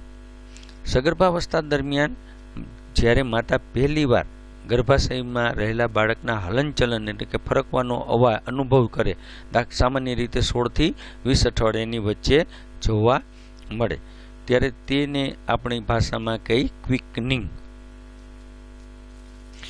માતા 3 વર્ષના સમયગાળામાં જ ફરી સગર્ભાવસ્થા ધારણ કરે તો ઇન્જેક્શન ખાલી જગ્યા લેવાનું હોય છે, TD1, TD2, TD booster, A અને B બંને. તો સાચો જવાબ આવે TD બુસ્ટર. ભારત સરકારની રસીકરણ માર્ગદર્શિકા મુજબ જો કોઈ માતા પહેલી વખત સગર્ભા બને તો એને TD1 એટલે કે ટીટેનસ ડિપ્થેરિયા માત્ર અગાઉ TT જ અપાતું, પરંતુ હવે બંને ડોઝ ચૂક્યા હોય અને 3 વર્ષની અંદર ફરીને પ્રેગ્નન્ટ બને તો તેને ફરીથી 2 ડોઝ લેવાની જરૂર નથી. તેને રોગ પ્રતિકારક શક્તિ જાળવી રાખવા માટે માત્ર TD બુસ્ટર ડોઝ ઇન્જેક્શન આપવાનું હોય. સગર્ભા માતાને સામાન્ય રીતે કુલ કેટલી આયર્ન ફોલિકની ગોળી આપવી જોઈએ? અહીંયા થોડું વિવરણ અલગ છે. 100 ગોળી, 200 ગોળી, 300 ગોળી કે 50 ગોળી? તો જૂની માર્ગદર્શિકા મુજબ 100 ગોળી છે. ભારત સરકારના પ્રજનન અને બાળ સ્વાસ્થ્ય એટલે કે RCHની જૂની ગાઈડલાઇન મુજબ સગર્ભા માતાને લોહીની ઉણપ અટકાવવા માટે પ્રેગ્નન્સીના બીજા અને ત્રીજા માસિક ગાળામાં 100 આયર્ન ફોલિકની ગોળી આપવાની હોય. બરાબર? આપણને 100 છે ગોળીઓ, જો વધુ હોય તો આપણે 180 ગોળી. વધારાની માહિતી જે નવી એનિમિયા મુક્ત ભારત ગાઈડલાઇન છે એમાં 180 દિવસ માટે 180 ગોળીઓ સગર્ભાવસ્થા દરમિયાન આપવામાં આવે છે, પરંતુ અહીં વિકલ્પ 180 નથી, તેથી સૌથી જો સ્વીકાર્ય વિકલ્પ હોય તો 100 ગોળીનો ગણી શકાય. વર્ટેક્સ પ્રેઝન્ટેશન હોય ત્યારે ફીટસનો કયો ભાગ ફીલ થાય? સેક્રમ, ઓક્સિપુટ, મેન્ટમ કે શોલ્ડર? તો સાચો જવાબ આવે ઓક્સીપુટ. વર્ટેક પ્રેઝન્ટેશન છે તો ઓક્સીપુટ. વર્ટેક પ્રેઝન્ટેશન એ નોર્મલ ડિલિવરી માટે ગર્ભની સૌથી સામાન્ય અને સુરક્ષિત સ્થિતિ છે, જેમાં બાળકનું માથું પેડુના ભાગમાં એટલે કે પેલ્વિક કેવિટીમાં હોય. આથી ડૉક્ટર કે નર્સ પીવી કરે ત્યારે સૌથી પહેલાં બાળકના ઓક્સીપુટનો ભાગ ફીલ થાય. તેથી સાચો જવાબ આવે ઓક્સીપુટ. બરાબર. તો અન્ય વિકલ્પ કેમ ખોટા છે? જો ઊંધું કે બ્રીચ હોય તો થાપાનો ભાગ હોય તો સેક્રમ હોય ફીલ થાય. આગળના ભાગે ફેસ હોય તો મેન્ટમ એટલે દાઢીનો ભાગ ફીલ થાય. આડું હોય તો શોલ્ડરનો ભાગ ફીલ થાય. બરાબર. તો શું એક્રોમિયન પ્રોસેસ થાય. સિવિયર એનિમિયાવાળી માતાને સંસ્થા ખાતે કયું ઇન્જેક્શન આપવામાં આવે? સિવિયર એનિમિયાવાળી માતા હોય તો સરકારી સંસ્થામાં કયું? Iron fructose, ferrous sulphate, calcium gluconate, iron sucrose. તો ખરેખર અપાય ઓપ્શન ડી આયર્ન સુક્રોઝ. જ્યારે સગર્ભા માતાનું હિમોગ્લોબિનનું પ્રમાણ ખૂબ ઓછું થઈ જાય એટલે કે 7 ગ્રામ કરતાં પણ ઓછું થઈ જાય તો એને સિવિયર એનિમિયા કહેવાય. આ વખતે મોં વાટે લેવાની ગોળી જે આપણે આયર્ન ફોલિક લઈએ તો એમાં વધારે અસર થતી નથી અને સમય બગડે છે. તો આવા કિસ્સામાં આયર્નનું લેવલ ઝડપથી વધારવા માટે સરકારી હોસ્પિટલમાં ઇન્ટ્રાવિનસ આયર્ન સુક્રોઝના ઇન્જેક્શન આપવામાં આવે છે. કેવા પ્રકારની લાઈમાં યુટ્રસની લંબાઈ કરતાં પહોળાઈ વધુ હોય? ઓબ્લિક, લોન્જિટ્યુડાઇનલ, ટ્રાન્સવર્સ લાઈ કે એક પણ નહીં? તો ટ્રાન્સવર્સ લાઈમાં હંમેશા યુટ્રસની પહોળાઈ વધુ હોય. જ્યારે ગર્ભાશય એટલે કે યુટ્રસમાં બાળક આડું ગોઠવાયેલું હોય તેને મેડિકલ ભાષામાં આપણે કહીએ ટ્રાન્સવર્સ લાઈ. આ સ્થિતિમાં યુટ્રસની લંબાઈ એટલે કે ઊંચાઈ કરતાં એની પહોળાઈ વધારે જોવા મળે છે. લોન્જિટ્યુડાઇનલ લાઈ હોય તો શું હોય? બાળક ઊભું હોય તો ગર્ભાશયની પહોળાઈ ઓછી હોય અને લંબાઈ વધારે હોય. ઓબ્લિક લાઈમાં બાળક ત્રાંસું હોય. નીચેના પૈકી કયા સાધન વડે FHS સાંભળી શકાય? ફિટોસ્કોપ, ફિટલ ડોપલર, થેટોસ્કોપ કે ઉપરના તમામ? તો અહીંયા આવશે ઉપરના તમામ. બધાથી જ આપણે FHS સાંભળી શકીએ. ગર્ભસ્થ શિશુના હૃદયના ધબકારા એટલે કે FHS ફિટલ હાર્ટ સાઉન્ડ સાંભળવા માટે ડૉક્ટર ફિટોસ્કોપ એટલે કે સિસ્ટર ફિટોસ્કોપ જે લાકડા કે ધાતુની બનેલી ભૂંગળી જેવું સાધન હોય. ફિટલ ડોપલર તો અલ્ટ્રાસાઉન્ડ મશીન છે અને ત્રીજું છે સ્ટેથેસ્કોપ. આ ત્રણેય સાધનો વડે આપણે માપી શકીએ. એપિઝિયોટોમી આપવાનું મુખ્ય કારણ શું? PPH અટકાવવું, વજાઇનલ ટેર થતું અટકાવવું, દુખાવો ઓછો કરવો કે ઉપરના પૈકી એક પણ નહીં? તો એપિઝિયોટોમી આપવાનું મુખ્ય કારણ છે વજાઇનલ ટેર થતું અટકાવવું. તો નોર્મલ ડિલિવરી વખતે બાળકના માથાને સરળતાથી બહાર કાઢવા માટે વજાઇનાની આસપાસના જે ટિશ્યુ હોય એ અનિયમિત રીતે ટેર થતાં ફાટતા અટકાવવા માટે જ્યારે આપણે નાનો સર્જિકલ કાપો મૂકીએ તો તેને કહેવાય એપિઝિયોટોમી. સામાન્ય કરતાં એમ્નિયોટિક ફ્લુઇડ ઘટી જાય તો શું કહેવાય? ઓલિગોહાઇડ્રોમિનસ, પોલીહાઇડ્રોમિનસ, વેસિકોહાઇડ્રોમિનસ કે હાઇપર એમ્નિયોસિસ? તો જવાબ આવે ઓલિગોહાઇડ્રોમિનસ. સગર્ભાવસ્થા દરમિયાન ગર્ભાશયમાં એટલે કે યુટ્રસમાં બાળકની આસપાસ જે પોષક પ્રવાહી હોય, જે ફ્લુઇડ હોય તેને એમ્નિયોટિક ફ્લુઇડ કહેવાય. જો આ પ્રવાહીનું પ્રમાણ સામાન્ય સ્તર ખૂબ ઘટી જાય તો એવી પરિસ્થિતિને આપણે કહીએ ઓલિગોહાઇડ્રોમિનસ. સગર્ભાવસ્થા દરમિયાન હાઇપરટેન્શન, ઇડીમા અને પ્રોટીન્યુરિયા હોય તો એને શું કહેવાય? પ્રી એક્લેમ્સિયા, એક્લેમ્સિયા, હાઇડ્રેટેડ ફોર્મ કે APH? તો અહીંયા સાચો જવાબ આવશે પ્રી એક્લેમ્સિયા. સગર્ભાવસ્થા દરમિયાન જ્યારે માતાને હાઈ બ્લડ પ્રેશર જોવા મળે, શરીરમાં પાણીના ભરાવાને કારણે સોજા એટલે કે ઇડીમા જોવા મળે, યુરિનમાં પ્રોટીન જતું હોય એટલે કે પ્રોટીન્યુરિયા જોવા મળે, તો આ ત્રણેય લક્ષણો છે એ પ્રી એક્લેમ્સિયાના કહેવાય. શા માટે પ્રી એક્લેમ્સિયા છે? જો પ્રી એક્લેમ્સિયા હોય અને આમાં આ જ વિકલ્પ હોય અને એમાં જો આપણને કન્વલ્ઝન આપ્યું હોય તો એ એક્લેમ્સિયા થઈ જાય. પ્રી એક્લેમ્સિયાની સ્થિતિ વણશે અને માતાને આંચકી આવે અને કન્વલ્ઝન આવે તો એ એક્લેમ્સિયા કહેવાય. હાઇડ્રેટેડ ફોર્મ એટલે શું? તો ગર્ભાશયમાં સામાન્ય પેશીઓ વધવાની સ્થિતિ, બરાબર, કે જે પ્લાસન્ટા હોય એ વધારે પડતું વધતું હોય. APH એટલે શું? તો ડિલિવરી પહેલાં થતો રક્તસ્રાવ. GPMC એક્ટ ખૂબ જ મહત્વનું છે. ટોટલ આપણા જે 100 પ્રશ્નો પૂછાય એમાંથી લગભગ 8 થી 10 માર્કના જીપીએમસીના કાયદાના પણ પ્રશ્નો હોય અને એમની પણ સુંદર છણાવટ કરેલી છે. તો જીપીએમસી કાયદાની કલમ 45માં કયા વર્ષમાં સૌ પ્રથમવાર સુધારો કરવામાં આવ્યો? તો 45 નંબરની કલમમાં ક્યારે સુધારો કરવામાં આવ્યો? 2017-18 કે 19 કે 2020? તો 2017. તો આ એક કાયદાકીય અને ઐતિહાસિક પ્રશ્ન છે કે ગુજરાત પ્રોવિન્શનલ મ્યુનિસિપલ કોર્પોરેશન એક્ટ એટલે કે જીપીએમસી એક્ટ 1949ની કલમ 45માં સૌ પ્રથમવાર 2017માં સુધારો કરવામાં આવ્યો, એને એમેન્ડમેન્ટ કહેવાય. જીપીએમસી કાયદામાં બાય લોઝની વ્યાખ્યા કઈ કલમમાં આવે? 2 પૈકી 2, 2 પૈકી 3, 2 પૈકી 4, 2 પૈકી 6. તો જવાબ આવે ડી, 2 પૈકી 6. જીપીએમસી એક્ટના પ્રકરણ 1ની કલમ નંબર 2ના કાયદામાં વપરાતા વિવિધ શબ્દોની વ્યાખ્યાઓ આપેલી છે. વ્યાખ્યાઓ કેમાં આપેલી છે? પ્રકરણ 1માં આપેલી છે. તેમાંથી કલમ 2ના પેટા કલમ 6 હેઠળ સ્થાનિક સત્તામંડળ એટલે કે મહાનગરપાલિકા દ્વારા બનાવવામાં આવતા પેટા નિયમોને શું કહેવાય? બાય લોઝ કહેવાય. ની કાનૂની વ્યાખ્યા આપેલી છે. તો બાય લોઝની વ્યાખ્યા છે એ આઈપી છે કલમ નંબર 2 પેટા કલમ નંબર 6. જીપીએમસી કાયદામાં ક્યુબિકલ કન્ટેન્ટ અંગેની જોગવાઈ કઈ કલમમાં આવેલી છે? 2 પૈકી 10, 2 પૈકી 11, 2 પૈકી 12, 2 પૈકી 13. તો સાચો જવાબ આવે 2 પૈકી 12. તો કાયદાકીય પરિભાષા મુજબ ઇમારતો અને બાંધકામ સંદર્ભે જગ્યાના ઘનફળની ગણતરી માટે વપરાતો શબ્દ ક્યુબિકલ કન્ટેન્ટ છે, જેની વ્યાખ્યા જીપીએમસી એક્ટની કલમ નંબર 2 પેટા કલમ નંબર 12માં સ્પષ્ટ કરવામાં આવેલી છે. ટાઉન પ્લાનિંગ વાળી કલમ છે.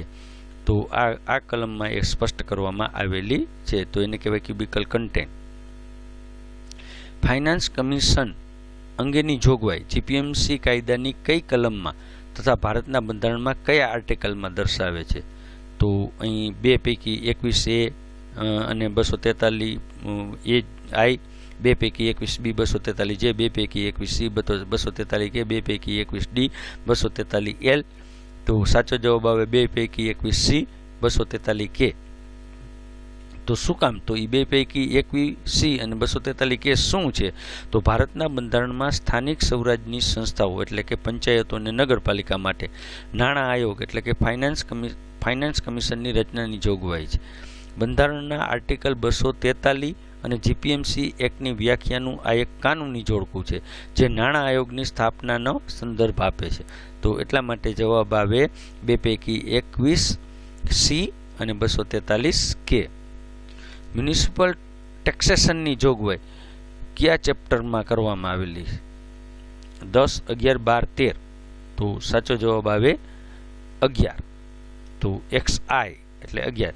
તો જીપીએમસી કાયદા પ્રકરણ નંબર 11 એટલે કે ચેપ્ટર XIમાં મ્યુનિસિપલ ટેક્સેશન એટલે મહાનગરપાલિકાના કરવેરા વિશેના નિયમો, સત્તાઓ અને જોગવાઈનો ઉલ્લેખ કરવામાં આવ્યો, જેમાં પ્રોપર્ટી ટેક્સ, વોટર ટેક્સ વગેરેની માહિતીઓ સામેલ છે.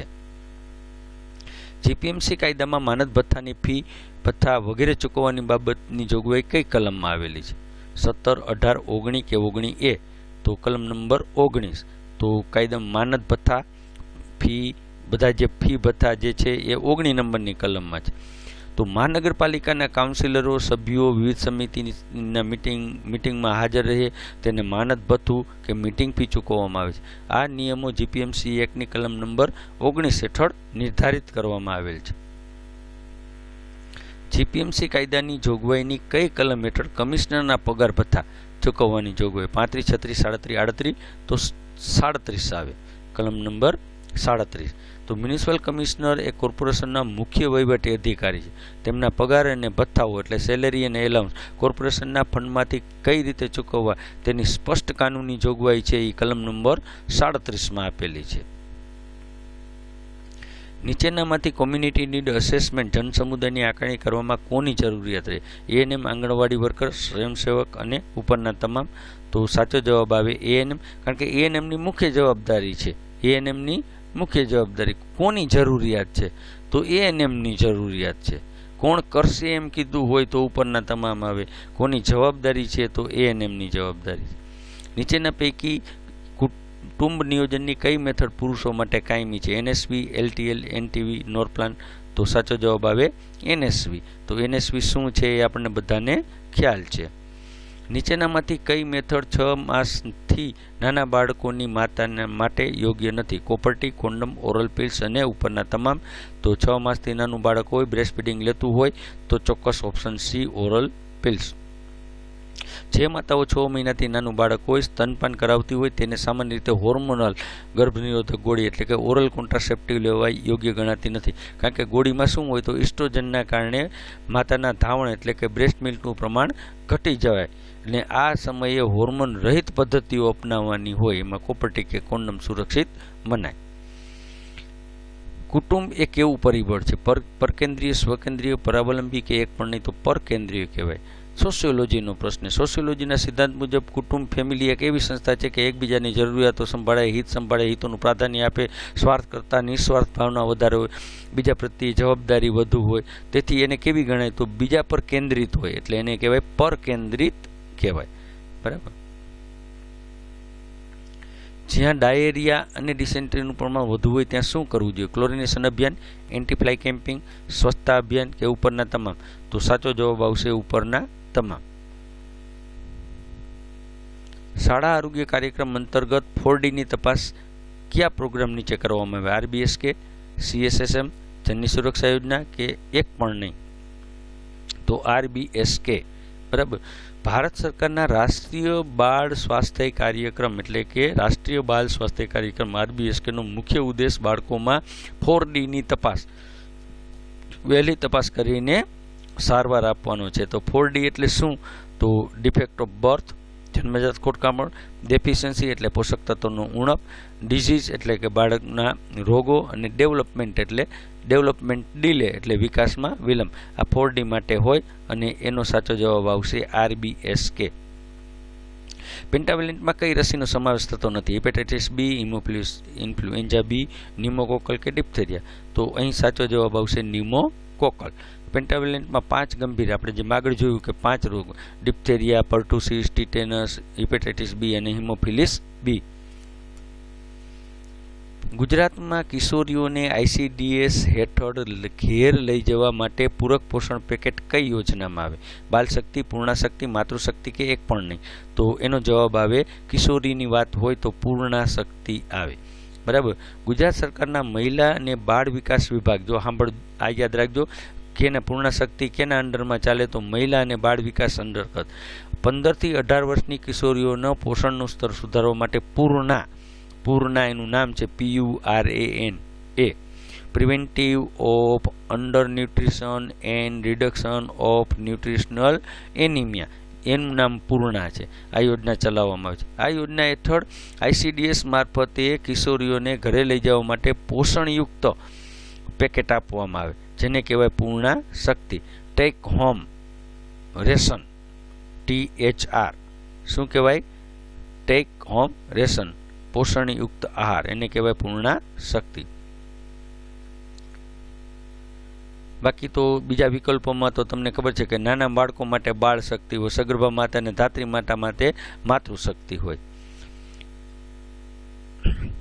એનિમિયા મુક્ત ભારત અને નેશનલ આયર્ન પ્લસ ઇનિશિયેટિવ હેઠળ કિશોરીઓને એટલે કે 10 વર્ષથી 19 વર્ષમાં આપવામાં આવતી આયર્ન ટેબ્લેટનો કલર કેવો હોય? તો option A blue colour, option B pink, red કે એક પણ નહીં? તો અહીંયા કેવો કલર આવશે? બ્લુ કલર આવશે. તો કિશોરીઓ માટે જે કલર છે એ આવશે બ્લુ કલર. નીપીનો કલર કેવો આવશે? બ્લુ. ભારત સરકારની એનિમિયા મુક્ત ભારત એટલે કે AMB એનિમિયા મુક્ત ભારત અને વિપ્સ એટલે કે weekly iron and folic acid સપ્લિમેન્ટેશનની માર્ગદર્શિકા મુજબ 10 થી 19 વર્ષની ઉંમરના શાળાએ જતા અને ન જતા કિશોરીઓને લોહીની ઉણપ અટકાવવા માટે દર અઠવાડિયે એકવાર ભૂરા એટલે કે બ્લુ રંગની આયર્ન ફોલિકની ગોળી 60 મિલીગ્રામ આયર્ન હોય, 500 માઇક્રોગ્રામ ફોલિક એસિડ આપવામાં આવે. યાદ રાખજો, ખૂબ સરસ મજાનું અહીં આપણે એકદમ ડિસ્ક્રિપ્શન આપી છીએ. શા માટે બીજા ખોટા છે? તો પિંક ગોળી કેની હોય? તો 5 થી 9 વર્ષના બાળકને દર અઠવાડિયે આપવામાં આવે. રેડ ગોળી કેની હોય? તો સગર્ભા માતાની ગોળી હોય. નીચેના પૈકી કઈ લાઈવ વેક્સિન છે? BCG, OPV, MMR? એક પણ નહીં. તો ઉપરની તમામ લાઈવ વેક્સિન છે. લાઈવ વેક્સિન એ કેને કહેવાય? તો જે રસીમાં વાયરસ કે બેક્ટેરિયા જીવંત હોય પરંતુ નબળા હોય, એન્ટિવેટિવ હોય અને શરીરમાં દાખલ કરીએ તેને લાઈવ વેક્સિન કહેવાય.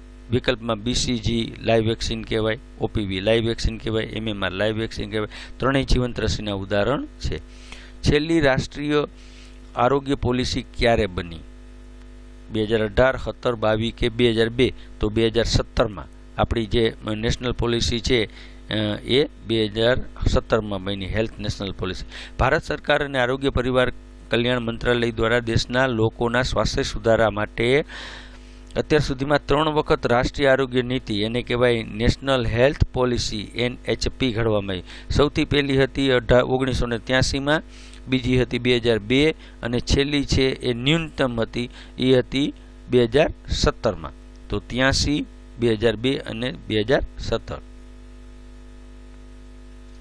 જનની સુરક્ષા યોજનાનો મુખ્ય હેતુ શું છે? Antenatal care, intranatal care, hospitalise delivery વધારવી કે હોસ્પિટલાઇઝેશન વધારવું?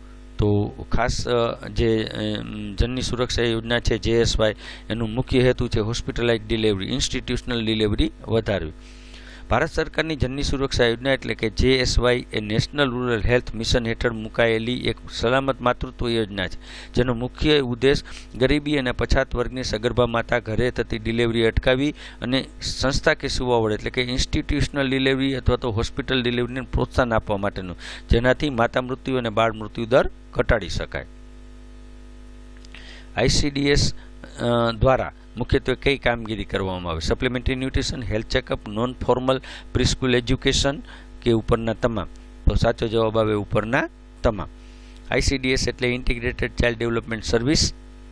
આંગણવાડી મારફતે 6 મુખ્ય સેવાનો પેકેજ પૂરું પાડવામાં આવે, જેમાં પૂરક પોષણ એટલે કે સપ્લિમેન્ટરી ન્યુટ્રિશન, હેલ્થ ચેકઅપ, પૂર્વ પ્રાથમિક સારવાર, પ્રાથમિક શિક્ષણ અને નોન ફોર્મલ એનો સમાવેશ થાય. પણ ઉપરના ત્રણેય વિકલ્પો મુખ્ય છે, તેથી આપણો જવાબ આવશે કયો? ઉપરના બધા જ. સગર્ભા માતા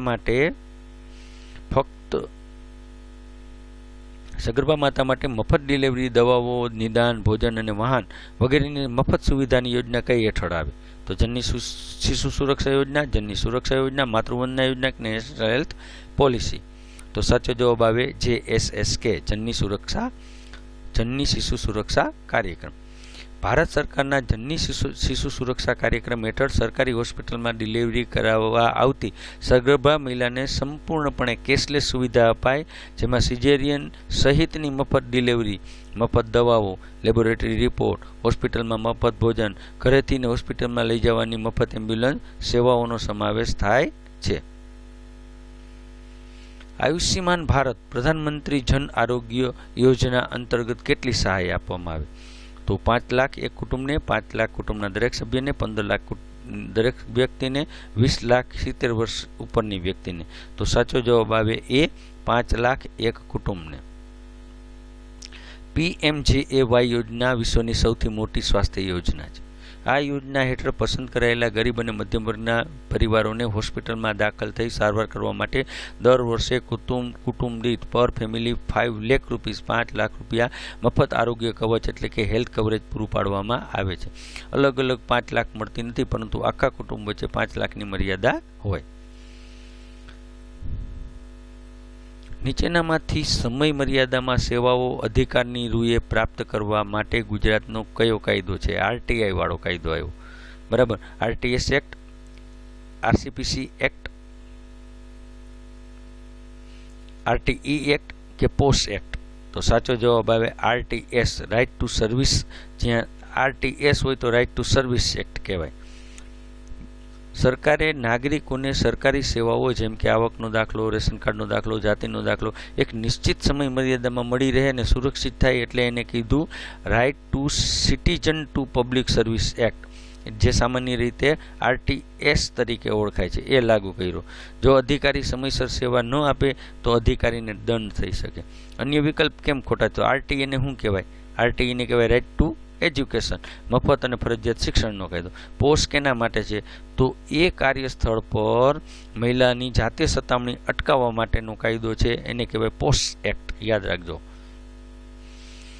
માહિતી અધિકાર નિયમન 2005ની કઈ કલમ હેઠળ દરેક જાહેર સત્તા મંડળ રાજ્યના જાહેર માહિતી અધિકારીઓ તરીકે જરૂર હોય તેટલા અધિકારીને મુકરર કરી શકે? કલમ નંબર 5 પૈકી 1, 5 પૈકી 2, 5 પૈકી 3, 5 પૈકી 5. તો અહીંયા આવશે 5 પૈકી 1. માહિતી અધિકાર એટલે કે RTI એક્ટ 2005 ના પ્રકરણ 2ની કલમ નંબર 5 પૈકી 1માં સ્પષ્ટ જોગવાઈ કરવામાં આવેલી છે કે દરેક સરકારી વિભાગ કે જાહેર સત્તા મંડળે નાગરિકને માહિતી પૂરી પાડવી. પોતાના વિભાગમાંથી સેન્ટ્રલ પબ્લિક ઇન્ફોર્મેશન સિસ્ટમ એટલે કે CPIO, central public information officer અથવા તો સ્ટેટ ઇન્ફોર્મેશન ઓફિસર SPIOની નિમણૂક કરવાની હોય છે. ભારતીય સંવિધાન મુજબ નગરપાલિકાઓની ચૂંટણી અંગેની તમામ કામગીરી કોણ કરશે? કેન્દ્રીય ચૂંટણી કમિશન, નગરપાલિકા પ્રમુખ, રાજ્ય સરકાર કે રાજ્ય ચૂંટણી કમિશન? તો રાજ્ય ચૂંટણી કમિશન. હ્યુમન ડેવલપમેન્ટ રિપોર્ટ 2025 બધા જનરલ નોલેજના ક્વેશ્ચન છે. 2025 મુજબ વિશ્વના 193 દેશમાંથી ભારત કયા ક્રમમાં હતો? હ્યુમન ડેવલપમેન્ટ રિપોર્ટમાં 127, 129, 130 કે 132? તો સાચો જવાબ આવે 134. આમાં ક્યાંક ભૂલ હશે મારા ખ્યાલથી. 134 છે. તો 2025 અલગ, પરંતુ પેપર 2023 આપેલું 134 છે, બરાબર ને? તો ઘણી વખત 132 ક્રમે 2021-22માં 132માં ક્રમે હતું અને અત્યારે જોઈ તો 23-24માં 134માં ક્રમે હતું. તો આ જવાબમાં થોડી ગડમથલ છે. હવે કેવી રીતે થઈ? ઘણી વખત આ પ્રશ્નનું સોલ્યુશન આપણે કરેલું છે, પણ આ પ્રશ્નો 100% સાચા હોય એવું માની લેવામાં આવતું નથી, કારણ કે ઘણી વખત મિસ્ટેક પણ હોય. તો બને ત્યાં સુધી પ્રયત્ન કર્યો છે પૂરેપૂરો. પશુઓની વર્તણૂક માટે નીચેનો કયો શબ્દ વપરાય? ઇકોલોજી, સાયકોલોજી, એપિડેમિયોલોજી કે ઇથોલોજી? તો એને કહેવાય ઇથોલોજી. કેવું કહેવાય? ઇથોલોજી. જે શાખામાં પ્રાણીઓ, પશુઓનો વર્તન, તેમની આદતો, જીવનશૈલીનો વૈજ્ઞાનિક અભ્યાસ કરવામાં આવે એને કહેવાય ઇથોલોજી. ઇકોલોજી કેના માટે હોય? તો પર્યાવરણ માટે હોય. સાયકોલોજી કેના માટે? મનોવિજ્ઞાન માટે હોય. એપિડેમિયોલોજી કેના માટે હોય? તો રોગચાળા માટે હોય. વેદવ્યાસ રચિત મહાભારતના કયા પર્વમાં રામ જન્મ, રાવણ જન્મ વગેરેનો ઉલ્લેખ વાળી રામકથા આવે? આદિ પર્વ, સભા પર્વ, વન પર્વ, વિરાટ પર્વ? તો સાચો જવાબ છે વન પર્વ, જેને અરણ્યક પર્વ પણ કહેવામાં આવે છે. પૌરાણિક સાહિત્ય મુજબ જ્યારે પાંડવો જંગલમાં વનવાસ ભોગવી રહ્યા હતા, જેનો ઉલ્લેખ મહાભારતના વન પર્વમાં છે, ત્યારે ઋષિ માર્કેડેયે યુધિષ્ઠિરને દિલાસો આપવા માટે, ધર્મ સમજાવવા માટે ભગવાન રામની કથા સંભળાવે છે. આ કથાને રામોપાખ્યાન કહેવાય છે અને જેમાં રામ અને રાવણના જન્મનો વિસ્તૃત ઉલ્લેખ છે. તો એને કહેવાય વન પર્વ. તો આટલું બધું ડિસ્ક્રિપ્શન સરસ મજાનું તમને મેળવી આપ્યું છે, તો વાંચો અને છેક સુધી વિડીયો જુઓ. ગુજરાત વિધાનસભામાં ગુજરાતનું વર્ષ 2026-27નું બજેટ કોણે રજૂ કર્યું? તો નાણામંત્રી કન્નુ દેસાઈ, પંકજ જોશી, મનોજકુમાર દાસ કે ભૂપેન્દ્ર પટેલ? તો સાચો જવાબ આવે નાણામંત્રી કન્નુભાઈ દેસાઈ. ગુજરાત સરકારની શિક્ષણ વિભાગ દ્વારા એજ્યુકેશન લોન માટે 100% વ્યાજ સહાય આપવામાં આવે છે.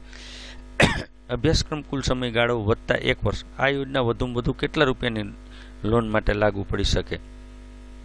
5 લાખ, 10 લાખ, 15 લાખ, 20 લાખ? તો 10 લાખ સુધી લોન મળે, જે વગર વ્યાજની લોન હોય, જેમાં વ્યાજ આપણે ભરવાનું હોય. મુદ્દલ આપણે નોકરી જ્યારે ચડીએ ત્યારે ભરવાની થાય. તો ગુજરાત સરકારના શિક્ષણ વિભાગ દ્વારા ચાલતી યોજના મુખ્યમંત્રી યુવા સ્વાવલંબી યોજના MYSY જે 80% ઉપર હોય PR જેના 80% ઉપર હોય એવા તમામ જે લેતા હોય તેવા ગુજરાત બિન અનામત શૈક્ષણિક અને આર્થિક વિકાસ નિગમમાં લોનની વ્યાજ સબસિડીની યોજના છે અને જેમાં 100% વ્યાજ સહાય મુક્ત છે 10 લાખ રૂપિયા સુધી અને 1 વર્ષનો અભ્યાસ પૂરો થઈ જાય પછી 1 વર્ષનો પીરિયડ હોય.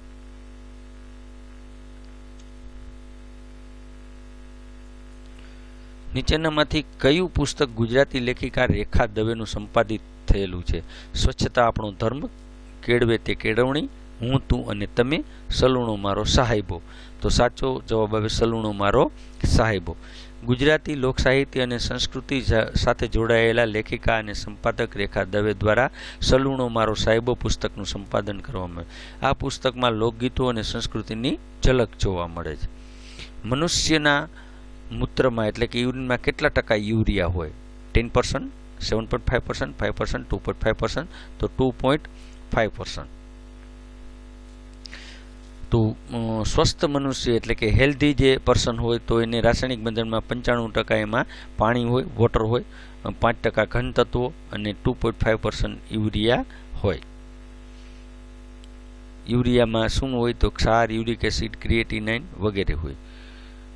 ભારતમાં 1 એપ્રિલથી નીચેના પૈકી કયો દિવસ નથી? રિઝર્વ બેંક ઓફ ઇન્ડિયાનો સ્થાપના દિવસ, Project Tiger Jim Corbett National પાર્કનો લોકાર્પણ દિવસ, બિહાર રાજ્યની રચનાનો દિવસ, ઓડિશા રાજ્યના સ્થાપના દિવસ. તો ભારતમાં 1 એપ્રિલ કયો દિવસ નથી? તો નથી કયો તો બિહાર રાજ્યની રચનાનો દિવસ. તો બિહાર રાજ્યનો સ્થાપના દિવસ છે એ બિહાર દિવસ એ દર વર્ષે 22 માર્ચના રોજ ઉજવાય, 1 એપ્રિલે નહીં. રિઝર્વ બેંકનો છે એ 1 એપ્રિલ 1935 છે. વાઘ સંરક્ષણ માટેનો જે પ્રોજેક્ટ છે, પ્રોજેક્ટ ટાઈગર, એ પણ 1 એપ્રિલ 1973 છે અને ઓડિશા સ્થાપના દિવસ પણ 1 એપ્રિલ 1936 છે, જેને આપણે ઉત્કલ દિવસ કહેવાય. ઓડિશા સ્થાપના દિવસને ઉત્કલ દિવસ કહેવાય. ભારત સરકારના મેક ઇન ઇન્ડિયાના ફોટોમાં નીચેનામાંથી કયા પ્રાણીનો ફોટો ચિત્રિત છે? તો વાઘ છે, સિંહ છે, ચિત્તો છે, હાથી છે. તો સિંહ. તો ભારત સરકારના અત્યંત પ્રખ્યાત મેક ઇન ઇન્ડિયા અભિયાનમાં ઓફિશિયલ લોગોમાં ઔદ્યોગિક મશીનના ચક્રો એટલે કોક્સ અને ગિયર છે. એક ચાલતા સિંહનું ચિત્ર છે. સિંહ ઉત્પાદન શક્તિ અને રાષ્ટ્રીય ગૌરવનું પ્રતીક છે. હાલમાં પ્રસાર ભારતી દ્વારા ભારતના અંદાજે કેટલા ટકા ભૌગોલિક વિસ્તારમાં ઓલ ઇન્ડિયા રેડિયોનું પ્રસારણ થાય છે? બહુ જે ઇન્ટેલિજન્ટ ક્વેશ્ચન બધા જ પૂછ્યા છે પહેલામાં જીકેમાં. 92%, 99%, 90%, 100%. તો 92%. માહિતી અને પ્રસારણ મંત્રાલયના સત્તાવાર આંકડા મુજબ ઓલ ઇન્ડિયા રેડિયો એટલે કે આકાશવાણીનું નેટવર્ક ભારતના ભૌગોલિક વિસ્તારના આશરે 92% ભાગને આવરી લે. અહીં ખાસ નોંધવું કે પ્રશ્નમાં એમ પૂછ્યું હોત કે કેટલા ટકા વસ્તીને આવરી લે તો જવાબ 99.19 આવે, 99.19 આવે, પરંતુ સ્પષ્ટપણે ભૌગોલિક વિસ્તાર પૂછ્યું છે તો 92% આવે. નીચેનામાંથી કયું સંગીત વાજિત્ર તાર વાળું નથી? તો ખડતાલ, વાંસળી, સિતાર, વિચિત્ર વીણા. તો વાંસળી છે એમાં તાર હોય નહીં. સંગીતના વાદ્યો માં વર્ગીકરણ મુજબ સિતાર, વિચિત્ર વીણા એ તાર વાદ્યો છે બંને, જ્યારે ખડતાલ છે લાકડા અને ધાતુનું છે, બનેલું છે, પ્લેટથી બનેલું, હાથથી અથડાવીને વગાડવામાં આવે. પણ વાંસળી છે એ ફૂંક મારીને વગાડવામાં આવે. તો એ અને બી તાર વગરના છે, પરંતુ ખડતાલ અને રિધમ એ છે એ તાર રહિત વાદ્યો ગણી શકાય. તો અહીંયા આપણને તાર વગર તાર વાળું નથી, તો એમાં ઘણી વખત ખડતાલ પણ આવે, વાંસળી પણ આવે. તો ખડતાલમાં થોડું લોખંડ વપરાતું હોય તો વાંસળીમાં કાંઈ વપરાય નહીં. પવનચક્કીના દેશ તરીકે ઓળખાતો દેશ નેધરલેન્ડ બીજા કયા નામે ઓળખાય? Scotland, Ireland, England, Holland. તો હોલેન્ડ. યુરોપ ખંડમાં આવેલા નેધરલેન્ડમાં દેશમાં ઐતિહાસિક રીતે ઘણી બધી પવનચક્કીઓ આવેલી હોવાથી પવનચક્કીનો દેશ કહેવાય. દેશના 2 સૌથી પ્રખ્યાત આર્થિક સમૃદ્ધિ પ્રાંત નોર્થ હોલેન્ડ અને સાઉથ હોલેન્ડ. આ પ્રાંતો લોકપ્રિયતાને કારણે આખા દુનિયાભરમાં ભાષાને હોલેન્ડ તરીકે ઓળખાય છે. કોમ્પ્યુટર કર્નલ, જો હવે કોમ્પ્યુટરના પણ પ્રશ્નો ઘણા બધા પૂછે. કોમ્પ્યુટરમાં કર્નલ માટે નીચેના પૈકી કયું સાચું છે? ઓપરેટિંગ સિસ્ટમનો હાર્ડ ભાગ કે મુખ્ય ભાગ, પ્રોગ્રામ અમલ ચાલુ કરે, સીપીયુ ઇનપુટ આઉટપુટ, મેમરી સલામતી પૂરી પાડે કે ત્રણેય સાચા? તો બધા સાચા ઉપરના. કોમ્પ્યુટર સિસ્ટમ મુજબ કર્નલ એ કોઈ પણ ઓપરેટિંગ સિસ્ટમ OS જેમ કે વિન્ડો, લિનક્સનો હાર્ડ એટલે કે કોર ભાગ છે, મુખ્ય પ્રોગ્રામ છે. જે સિસ્ટમ શરૂ થાય ત્યારે સૌ પહેલાં લોડ થાય, એટલે વિકલ્પ A સાચો છે. તે કોમ્પ્યુટરમાં પ્રોગ્રામ શરૂ કરવાનું મેનેજનું કામ કરે તો વિકલ્પ B પણ સાચો છે. આ ઉપરાંત કોમ્પ્યુટરનું હાર્ડવેર જેમ કે CPU, memory, input output device વચ્ચે સંકલન પણ પૂરું પાડે તો વિકલ્પ C પણ સાચો છે. તેથી અહીંયા બધા જ ઓપ્શન સાચા ગણાય. નીચેનામાંથી કઈ મેમરી જે ભૂલાતી નથી? Random access memory, read only memory, dynamic random access memory કે સ્ટેટિક રેન્ડમ મેમરી? તો આ પણ કોમ્પ્યુટરનો પ્રશ્ન છે અને એનો સાચો જવાબ આવે રીડ ઓનલી મેમરી. તો કોમ્પ્યુટરમાં મુખ્યત્વે બે પ્રકારની પ્રાઇમરી મેમરી હોય. એક રેન્ડમ એક્સેસ મેમરી RAM, વિકલ્પ A, C અને D, જે કેવી હોય? વોલેટાઇલ હોય, અસ્થાયી મેમરી છે. જ્યારે કોમ્પ્યુટર બંધ થાય, પાવર જાય ત્યારે બધો ડેટા ભૂસાઈ જાય, તે ભૂલી જાય છે. જ્યારે રીડ ઓનલી મેમરી ROM એ નોન વોલેટાઇલ છે, સ્થાયી મેમરી છે. કોમ્પ્યુટર બંધ થાય તો એ ડેટા સચવાતો રહે, ક્યારેય ડેટા ભૂલતી નથી. પ્લોટર કયા પ્રકારનું પ્રિન્ટર છે? ડોટમેટ્રિક, લેસર, ગ્રાફિક કે ડેઇલી વ્હીલ પ્રિન્ટર? તો સાચો જવાબ આવે ગ્રાફિક પ્રિન્ટર કહેવાય પ્લોટરને. પ્લોટર એ એક ખાસ પ્રકારની આઉટપુટ ડિવાઇસ જેને પ્રિન્ટર છે. તેનો ઉપયોગ એન્જિનિયરિંગ, ડ્રોઈંગ, આર્કિટેક્ટ નકશા, મોટા banner, high quality vector graphic માટે થાય. જેમાં ડોટ મેટ્રિક કે લેસર પ્રિન્ટ સામાન્ય રીતે ટેક્સ્ટ પ્રિન્ટ કરવાને બદલે પેન, માર્કર અને કાગળ વડે કાગળ ઉપર સીધી લાઈન દોરી અને ગ્રાફિક પ્રિન્ટ કરવાનું હોવાથી એને કહેવાય ગ્રાફિક પ્રિન્ટર. MS વર્ડ 2010 કોઈ ચોક્કસ વર્ડની જગ્યાએ બીજો વર્ડ લખવા માટે કોનો ઉપયોગ કરીએ? આપણે MS કરીએ માઇક્રોસોફ્ટ વર્ડ 2010માં કોઈ ચોક્કસ વર્ડ લખેલું હોય એની જગ્યાએ બીજો વર્ડ લખવો હોય તો આપણે કેનો ઉપયોગ કરીએ? કોપીનો, ફાઇન્ડનો, રિપ્લેસનો કે ત્રણમાંથી એકય નહીં તો રિપ્લેસ. MS વર્ડમાં ટાઈપ કરેલા લખાણમાંથી ચોક્કસ શબ્દ શોધી કાઢવો, તેની જગ્યાએ નવો મૂકવા માટે રિપ્લેસનો કમાન્ડ ઉપયોગમાં, જેનો શોર્ટકટ થાય Ctrl+H. અન્ય વિકલ્પો માટે ખોટો શું કામ છે? તો કોપી લખાણની નકલ કરવા માટે વપરાય, ફાઇન્ડ શોધવા માટે વપરાય.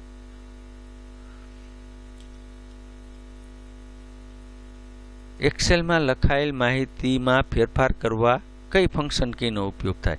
એક્સેલ સેલમાં જે માહિતી લખી હોય એ માહિતીમાં ફેરફાર કરવો હોય તો F2, F3, F1 કે F4? તો F2 નો ઉપયોગ થાય. માઇક્રોસોફ્ટ એક્સેલમાં કોઈ સેલ ખાનામાં પહેલેથી લખેલી માહિતી એડિટ કરવી હોય, ફેરફાર કરવો હોય તો કીબોર્ડ પર આપણે ફંક્શન એટલે કે F2 દબાવવી પડે. આ કી દબાવવાથી કર્સર સીધું સેલ ઉપર આવી જાય અને તમે એમાં લખાણ સુધારી શકો. પાવર પોઈન્ટમાં સ્લાઇડને કાઢી નાખવા, સ્લાઇડને ફરીથી ગોઠવવા, કટ, કોપી અથવા તો પેસ્ટ સ્લાઇડ કરવા માટેની નીચેનીમાંથી કોનો ઉપયોગ કરશો? Slide tab, slide sorter view, slide show કે નોર્મલ વ્યૂ? તો slide sorter view. MS power પોઈન્ટમાં સ્લાઇડ સોર્ટર વ્યૂ એક એવો મોડ છે કે જેમાં પ્રેઝન્ટેશનની બધી સ્લાઇડ એકસાથે નાના સ્વરૂપે થંબનેલ તરીકે દેખાય, સ્ક્રીન ઉપર દેખાય.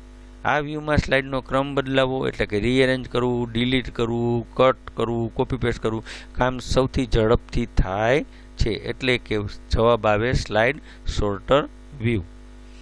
એક્સેલ ફોર્મ્યુલા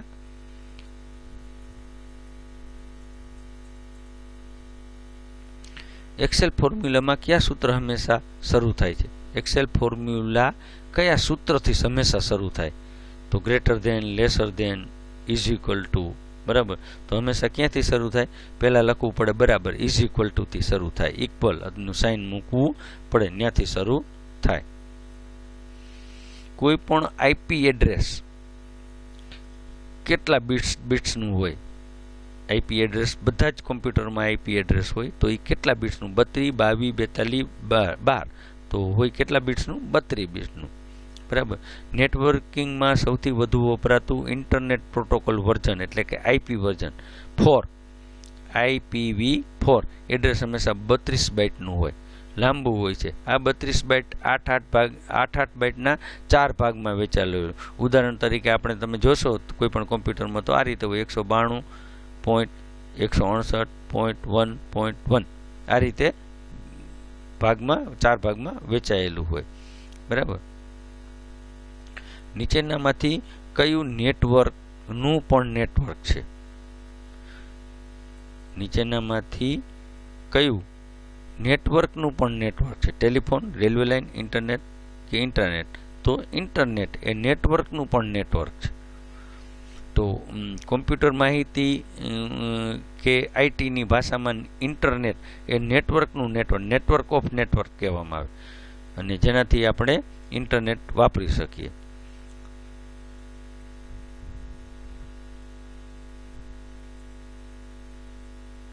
GSM નું ફૂલ ફોર્મ શું થાય? Global series for mobile, global system for modulator, global system for mobile, global system for mobile. તો ગ્લોબલ સિસ્ટમ ફોર મોબાઈલો. તો અહીંયા ટેલિકોમ્યુનિકેશન ક્ષેત્રે GMS નું જે ઇંગ્લિશ નામ છે global system for mobile communication થાય. મોબાઈલ ફોન માટે વિશ્વભરમાં સૌથી વપરાતું સ્ટાન્ડર્ડ ડિજિટલ સેલ્યુલર નેટવર્ક કહેવાય, બરાબર. નીચેના વાક્યો તપાસો. તો સુરતનું છે તો સુરત શહેરનું. સુરત શહેરના જનરલ વોર્ડમાં 30 વોર્ડના કુલ 125 સભ્યો કાઉન્સિલર હોય. જનરલ વોર્ડમાં 50% કાઉન્સિલરો મહિલા હોય. તો માત્ર 1 યોગ્ય છે, માત્ર 2 યોગ્ય છે, 1 અને 2 પણ યોગ્ય છે કે 1 અને 2 યોગ્ય છે, બરાબર. તો 30 વોર્ડના કુલ સભ્યો 150 છે, જનરલમાં 50% કાઉન્સિલ મહિલા છે. કયો સાચું ગણાય? તો માત્ર 2 છે એ યોગ્ય છે. એક પેલું વાક્ય છે એ ખોટું છે. સુરત નગરપાલિકા એસએમસીના નવા સીમાંકન મુજબ કુલ 30 વોર્ડ છે અને દરેક વોર્ડમાં કુલ 4 કોર્પોરેટર હોય, તો 30 ચોક 120 થાય, 150 થાય નહીં. બીજું વાક્ય સાચું છે કે ગુજરાત સરકારના પંચાયતી રાજ અને મ્યુનિસિપલ કાયદા મુજબ સ્થાનિક સ્વરાજ્યની સંસ્થામાં જનરલ બોર્ડમાં મહિલાઓની કેટલી બેઠક હોય? 50% રાખવી ફરજિયાત છે. સ્થાયી સમિતિમાં કુલ 12 સભ્યો હોય, તો સ્થાયી સમિતિ ઉપરાંત સુરત મ્યુનિસિપલ કોર્પોરેશનના અન્ય 15 સમિતિઓ છે. તો ઉપરોક્ત વાક્ય તપાસો. માત્ર 1 હોય, 2 હોય, તો એમાં આવશે 1 અને 2 બંને.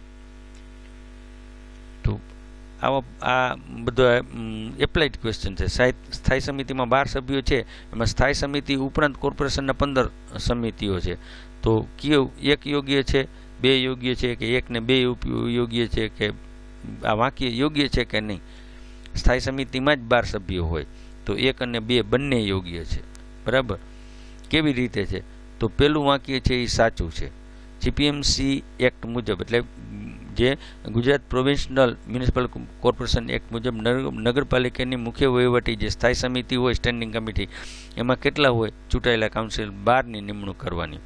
વાક્ય 2 સાચું છે કે કોર્પોરેશનના વિશાળ વહીવટને પહોંચી વળવા માટે સ્થાયી સમિતિ સિવાય જાહેર આરોગ્ય, ટાઉન પ્લાનિંગ અને પુરવઠા વગેરે જેવા અલગ અલગ વિષયોથી અંદાજે 15 જેટલા વિશેષ સમિતિઓ સુરત મ્યુનિસિપલ કોર્પોરેશનમાં કાર્યરત છે. તો બંને વાક્યો સાચા છે. સુરત મ્યુનિસિપલ કોર્પોરેશનના પુલોનું કરવટ, અંડરપાસ, ફ્લાયઓવર બાંધકામ, જાળવણીનું કામ, બ્રિજનું કામ કરે છે. બીજું, શહેરના રસ્તાઓ બનાવવા તેની મરામત અને બ્રિજ સેલ દ્વારા કામ કરવામાં આવે. તો આમાંથી કયું વાક્ય? તો માત્ર 1 પેલું યોગ્ય છે. બીજું વાક્ય સુરત મ્યુનિસિપલ કોર્પોરેશનના પુલોનું, કલ્વર્ટર, અંડરપાસ, ફ્લાયઓવર આ બધા કામની જાળવણી કોણ કરે? બ્રિજ સેલ કરે. પછી બીજું, શહેરના રસ્તાઓ બનાવવા અને મરામત કરવી આ કોણ કામ કરે? બ્રિજ સેલ કરે. તો પેલું વાક્ય સાચું છે. બીજું વાક્ય યોગ્ય છે. 1 ને 2 બંને યોગ્ય છે કે 1 ને 2 યોગ્ય નથી?